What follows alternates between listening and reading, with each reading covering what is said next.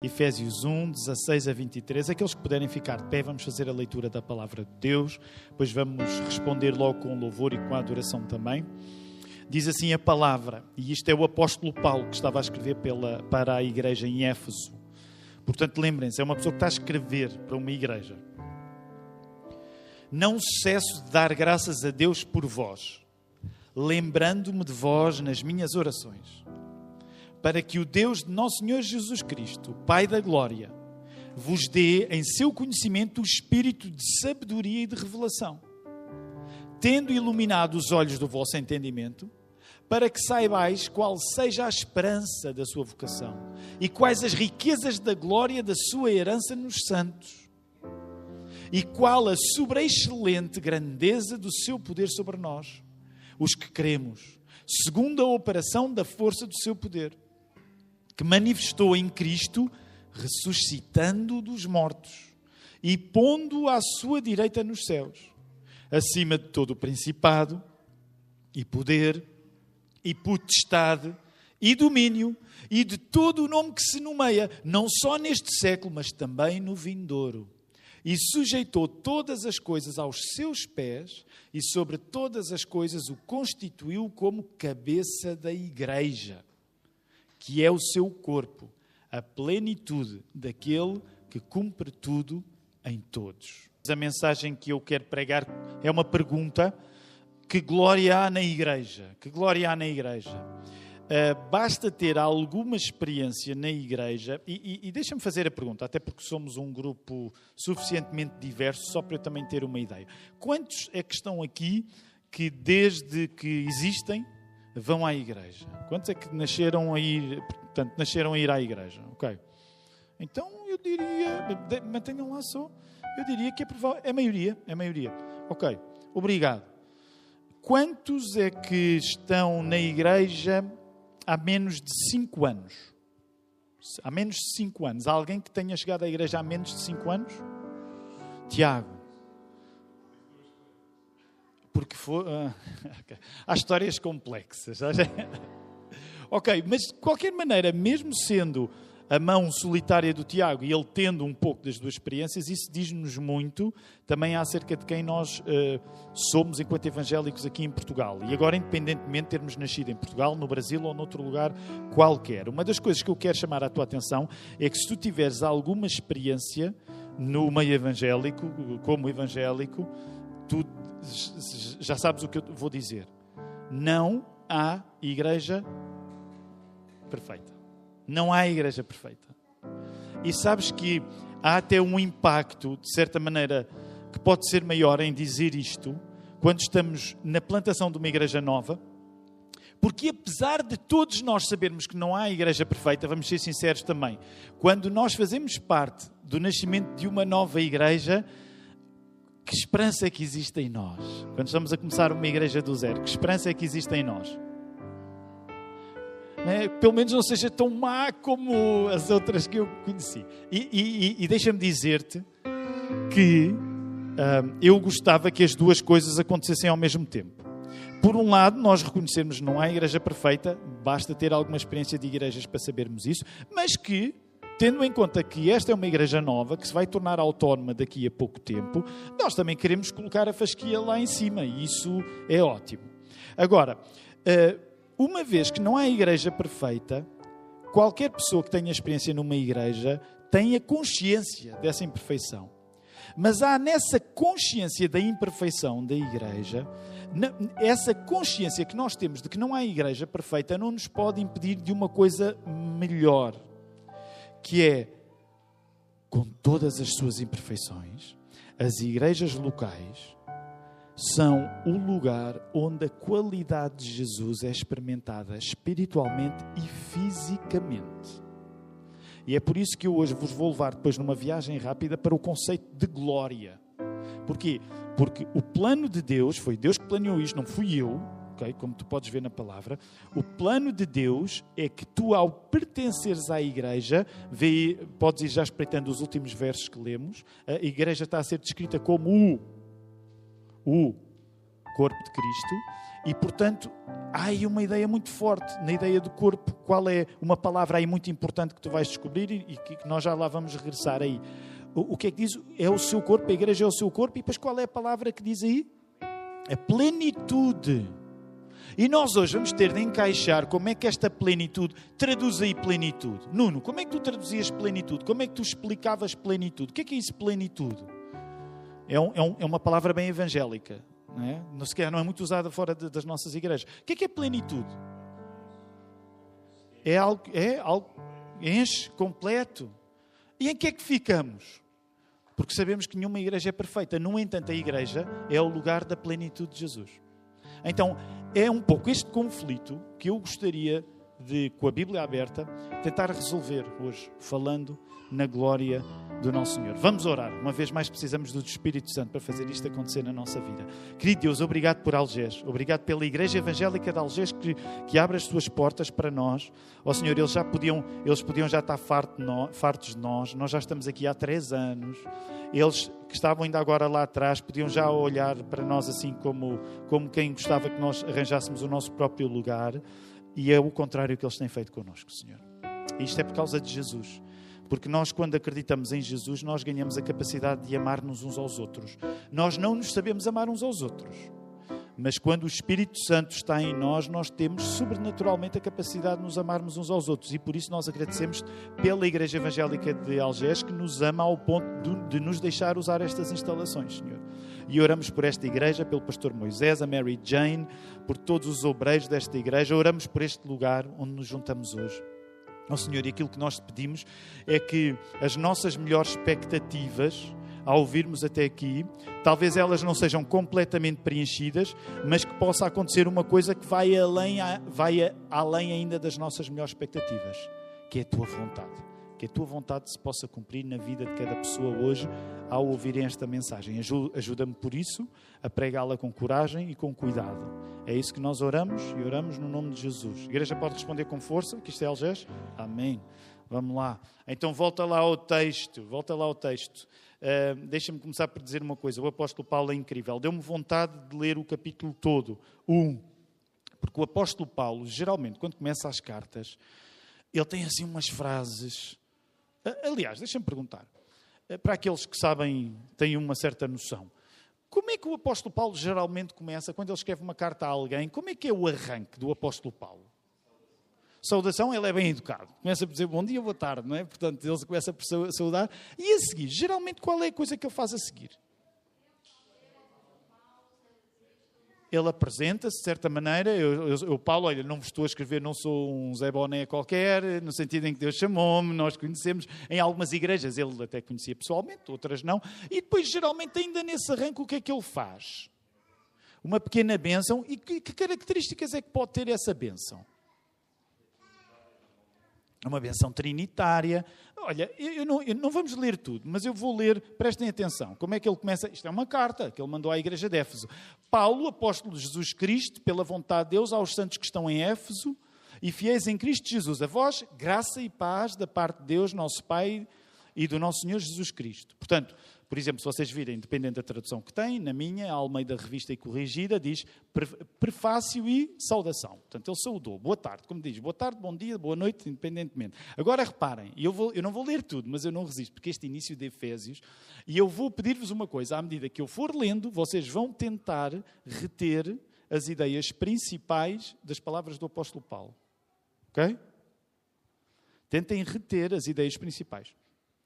Bendito Deus e Pai de nosso Senhor Jesus Cristo, o qual nos abençoou com todas as bênçãos espirituais nos lugares celestiais em Cristo, como também nos elegeu nele, antes da fundação do mundo, para que fôssemos santos e irrepreensíveis diante dele em amor, e nos predestinou para filhos de adoção por Jesus Cristo para si mesmo, segundo o beneplácito da sua vontade, para louvor e glória da sua graça, pela qual nos fez agradáveis a si no amado, em quem temos a redenção pelo seu sangue, a remissão das ofensas, segundo as riquezas da sua graça, que ele fez abundar para connosco em toda a sabedoria e prudência, descobrindo-nos o mistério da sua vontade, segundo o seu beneplácito que propusera em si mesmo, de tornar a congregar em Cristo todas as coisas na dispensação da plenitude dos tempos, tanto as que estão nos céus como as que estão na terra. Nele, digo, em quem também fomos feitos herança, havendo sido predestinados conforme os propósitos daquele que faz todas as coisas, segundo o conselho da sua vontade, com o fim de vermos para louvor da sua glória,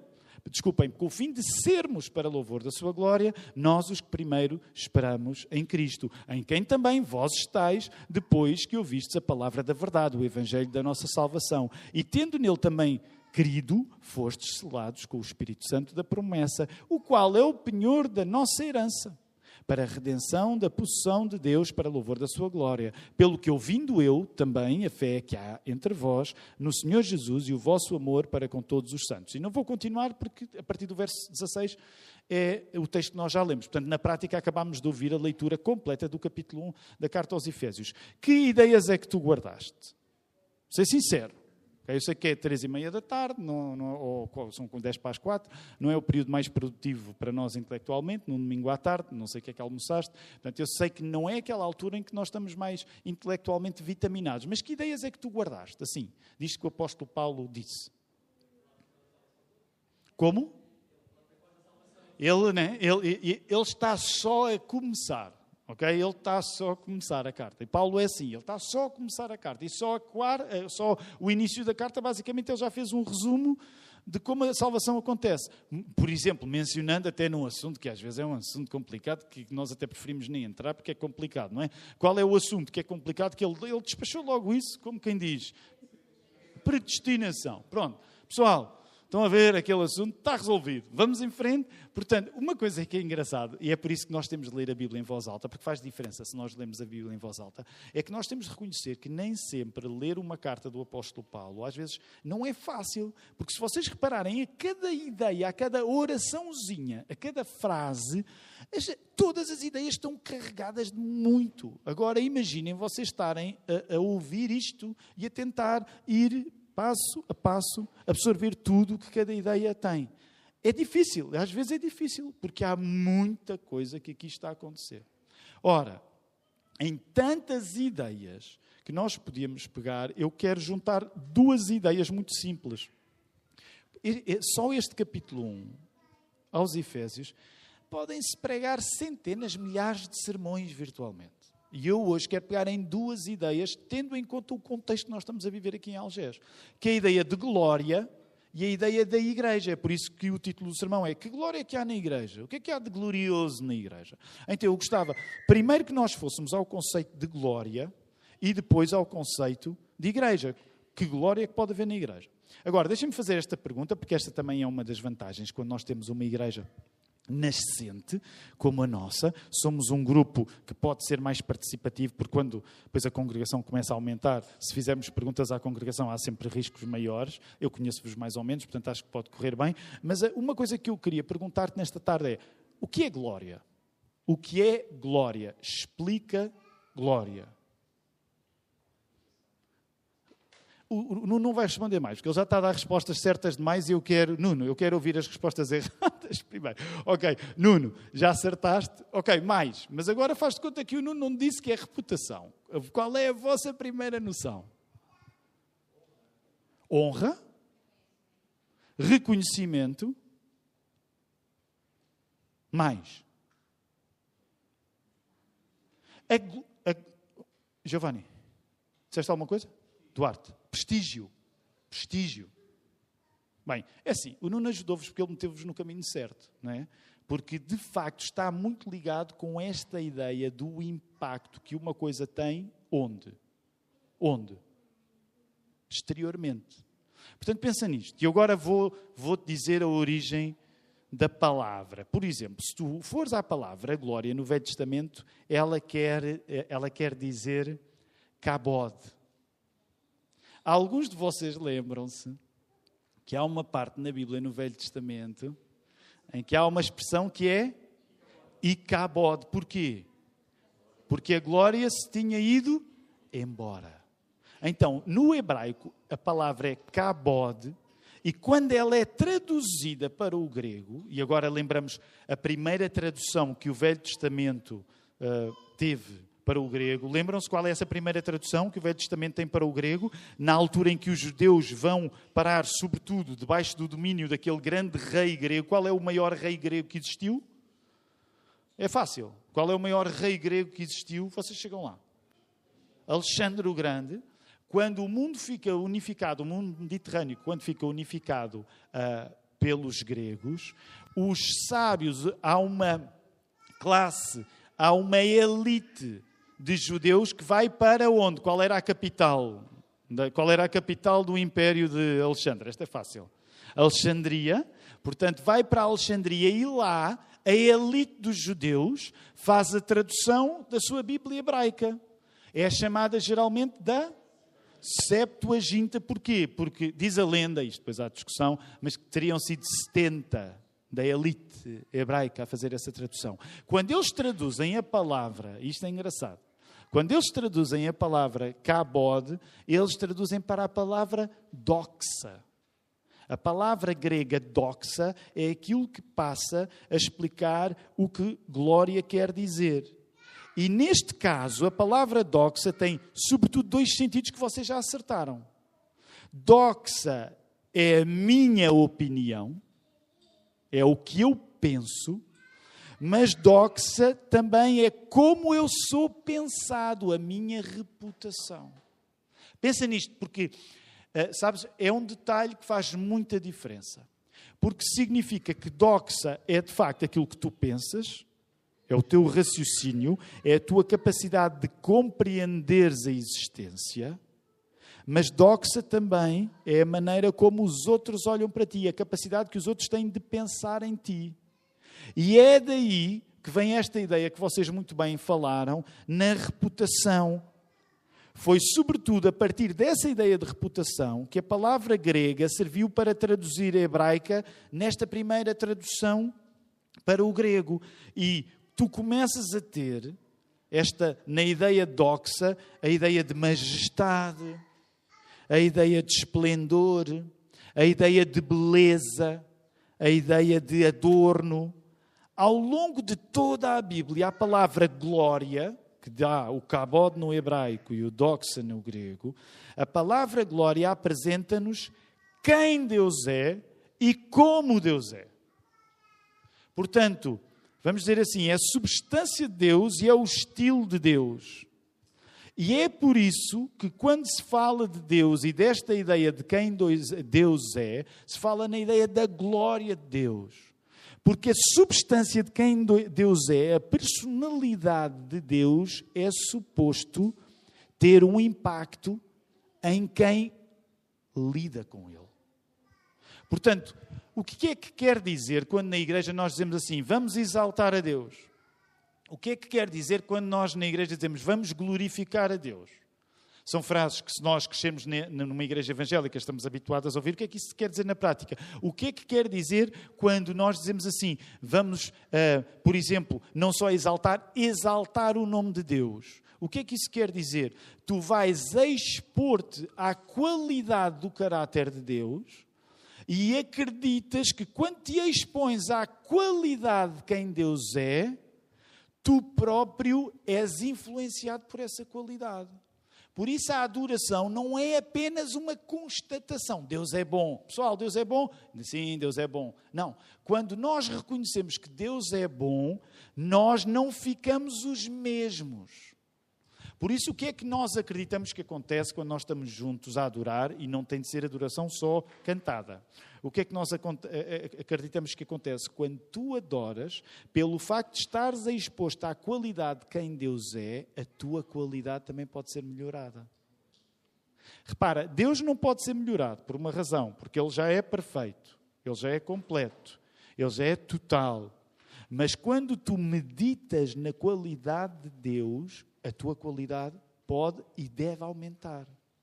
Tiago, o que é que isso quer dizer? Quer dizer que quando vocês se juntam aqui, neste lugar, que ainda por cima não tem um ar especialmente sagrado, vocês acreditam mesmo que pelo facto de estarem aqui a ler a Bíblia e de estarem a cantar juntos e a tentar fazer harmoniazinhas vocais, vocês acreditam que isso pode fazer de vocês pessoas melhores? E essa é a pergunta que eu vos faço. Vocês acreditam que vocês podem ser melhores pelo facto de estarem tempo aqui a cantar juntos? É. Alguém pode dizer de uma maneira cínica, epá, assim também eu, não é? O quê? É só juntar-me e fazer e participar nas vossas cantiguinhas e eu saio daqui melhor? E é por isso que tu tens de entender o que é que a glória de Deus significa, o que é que ela pode e deve fazer na nossa vida. Porque, de facto, como é que esta glória acontece? Ela acontece, diz-nos o final do capítulo 1, ela acontece na igreja. Agora, antes de irmos à igreja, eu quero-te lembrar um verso da Bíblia que ajuda a explicar isto. Que ninguém fica neutro diante da qualidade de Deus. Se tu estiveres a ter noção de quem Deus é, tu não podes ficar na mesma. Há um versículo bíblico, para aqueles que são mais antigos, como eu. Portanto, eu nasci em 1977, portanto, a minha infância foi ali nos anos 80. O versículo que nos anos 80, o primeiro versículo que nós aprendíamos nos anos 80, até aparecia nos estádios. Nós estamos em pleno Mundial, acho que agora já não aparece, mas antigamente havia em grandes competições, em Mundiais e em Olimpíadas, muitas vezes aparecia este versículo que era o primeiro que nós decorávamos, que era João 3,16. Portanto, não sei se alguém sabe de cor, eu sei, foi o primeiro, não é? Porque Deus amou o mundo de tal maneira que deu o seu Filho unigênito para que todo aquele que nele crê não pereça, mas tenha a vida eterna. Então pensa nisto. Este era um dos versos que nós decorávamos, mas depois havia outros, geralmente até de Romanos. Eu não sei se tu decoraste algum verso em Romanos, mas, por exemplo, eu decorei um. Esta era a parte boa, não é? Falar do amor de Deus. Mas depois havia aqueles versos que falavam nas partes mais difíceis, nas coisas desagradáveis, que era o facto de nós sermos pecadores. Não foi o primeiro verso que eu decorei, mas um dos versos que eu decorei em Romanos 3,23 é porque todos pecaram e destituídos estão da glória de Deus. Todos pecaram e destituídos estão da glória de Deus. O que é que isto significa na prática agora que nós já pensámos um pouco sobre a glória? Ser mau é ser insensível à qualidade de Deus. É Deus ser bom e isso não te aquece nem arrefece, porque todos pecaram e destituídos estão da glória de Deus. Deixa-me dar um exemplo, se calhar não é o melhor. Não sei se já aconteceu contigo. Imagina. Bem, temos falado muito de comer nos últimos tempos. Imagina que há um restaurante qualquer que tu descobres. Eu no outro dia descobri um restaurante. Eu agora às vezes tenho vontade de fazer crítica gastronómica. E no outro dia fui a um restaurante com o Newton e já lá levei outras pessoas. E eu não sei se isso te acontece, mas eu quando descubro um restaurante, né, o que é que nós somos dos restaurantes que nós gostamos? Somos evangelistas, não é? Portanto, nós descobrimos e não vais acreditar. Todos somos evangelistas das coisas que amamos. Então, mas imagina, tu descobres um sítio fantástico, levas lá alguém a comer, e ainda por cima vais comer aquele prato que tu comeste outra vez e adoraste, voltas a comer pela segunda vez, o prato está tão bom ou melhor do que da primeira, mas imagina que o teu amigo que tu levaste ou a tua amiga comem... Já te aconteceu? Não sei se já te aconteceu. O que é que tu, sinceramente, o que é que tu sentiste? É isso. Pauliana está a dizer, acabou-se a amizade, não é? No sentido, destituída está da glória de Deus e de mim também. Vai para o inferno, porque depois de eu ter trazido aqui. Pronto, é um exemplo meio tonto, mas para te explicar uma coisa. Quando algo é precioso para ti, se tu partilhas isso com outra pessoa, e se essa pessoa não é sensível a isso, ela está destituída de uma glória que tu reconheces e ela não reconhece. O que é que nós muitas vezes tentamos fazer? Tentamos explicar. Mas olha, comeste mesmo? Tu já reparaste nisto? Já reparaste naquilo? Porquê? Porque nós tentamos que as pessoas que nós amamos não estejam destituídas das glórias que nos impressionam. Isto, repara, eu estou a falar de comida, podia aplicar-se, sei lá, por exemplo, para quem gosta de música, podia aplicar-se a uma banda, a um artista, a 300 coisas diferentes. Nós não queremos que as pessoas fiquem destituídas das glórias que nos transformam. Logo, a pessoa que não descobre glória em Deus, ela fica destituída. O pecado é a pessoa ser destituída da qualidade de Deus. Sabes, a maior parte das vezes não é a pessoa ser contra Deus. É a pessoa não encontra qualidade em Deus. A pessoa é indiferente a Deus. Ela está destituída da glória de Deus. Agora, tudo isto seria fácil se a coisa se resolvesse assim. Ok, tens de vir à igreja. E nós tivéssemos a garantia de que a pessoa, ao vir à igreja, o que é que a pessoa ia ter uma experiência necessária? A pessoa ia ter uma experiência na igreja necessária da glória de Deus. Mas, ser sincero, quantas vezes tu já não convidaste pessoas para virem à igreja ou a algum evento e a pessoa saiu de lá completamente não convencida da glória de Deus? Se calhar é até a maioria. Reparem, eu estou há anos a convidar colegas, amigos meus, e muitas vezes eles vêm, mas, para ser sincero, na maior parte das vezes, eles não saem da igreja com uma grande experiência da glória divina. E é aqui que entra a nossa parte de humildade.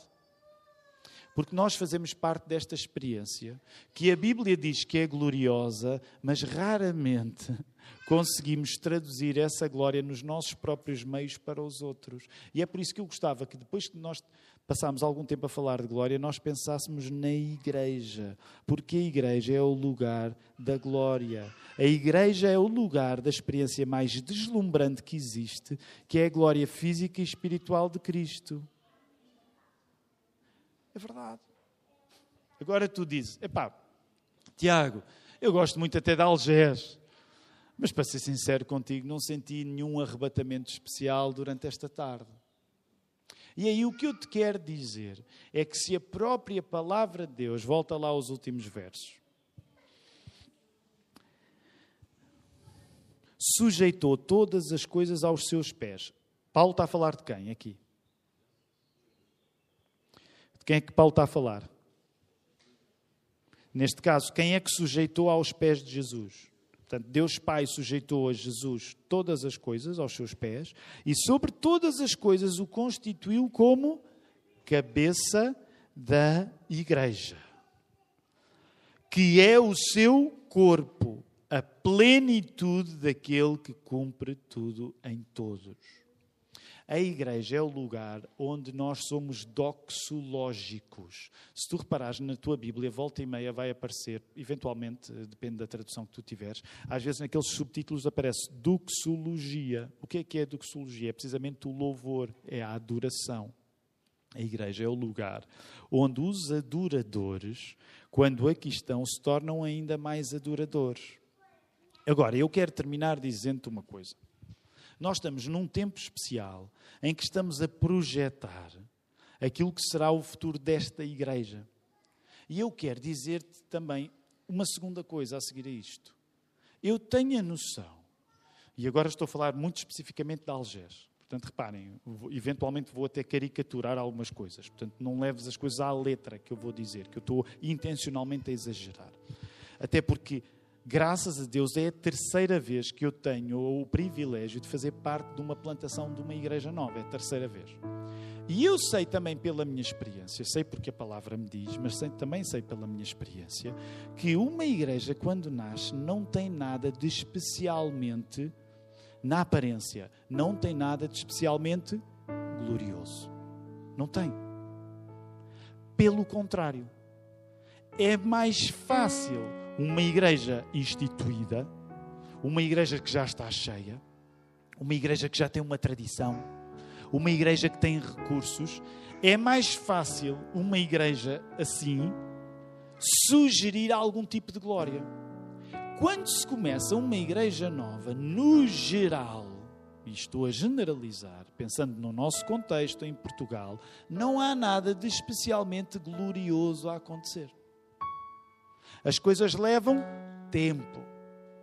O que significa que o nosso compromisso com uma igreja nova não pode estar dependente de uma aparência de glória instantânea.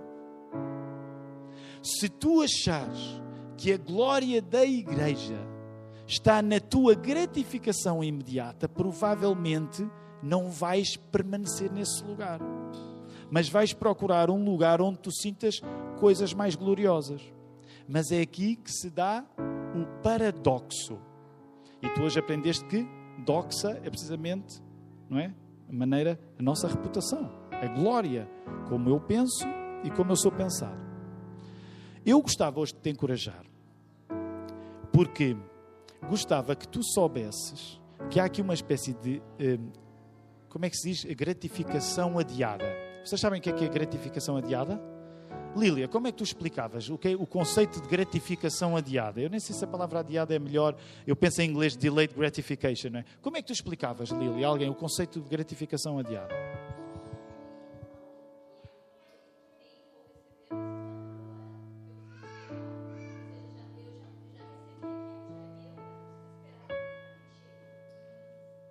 Por exemplo, este conceito de gratificação adiada faz geralmente parte da pedagogia com miúdos. Se tu não ensinas os teus miúdos o conceito de gratificação adiada, tu estás a educar...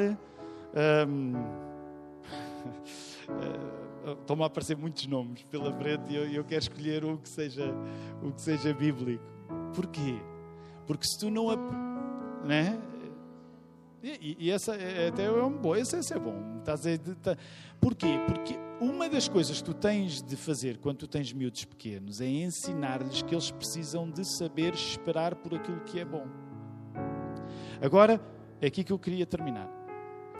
À medida que tu vais esperando por aquilo que é bom, tu apercebes-te que quando tiveres aquilo que é bom, aquela gratificação que foi demorada, a tua experiência da glória daquilo que tens é melhor ainda do que se te tivesse sido dado logo.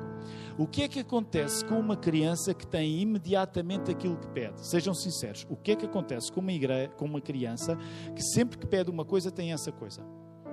Ela não dá valor. Ela perde a glória daquilo que recebe. Estás a ver onde eu quero chegar? Ela perde a noção da glória daquilo que recebe. Uma das coisas que eu estou certo que Deus está a fazer no nosso meio, e quero encorajar-te por isso, é que há algumas das coisas que levam tempo a acontecer apenas significam que quando tu tiveres a experiência dessas coisas, a glória vai ser maior.